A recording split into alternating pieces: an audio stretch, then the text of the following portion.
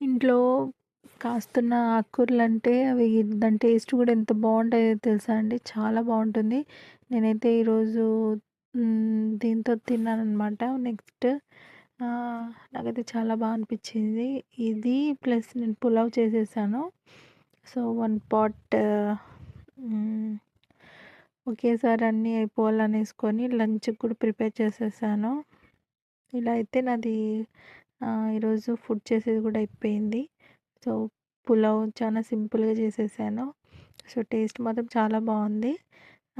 నేనైతే దీంట్లో ఆనియన్స్, తర్వాత చెక్క, లవంగం, తర్వాత tomato, garlic, mint, coriander leaves ఇవన్నీ మిక్సీలోకేసేసుకొని కారం కూడా బాగా గ్రైండ్ చేసుకొని దాన్ని బాగా ఫ్రై చేసేసి తర్వాత రైస్ ఏసి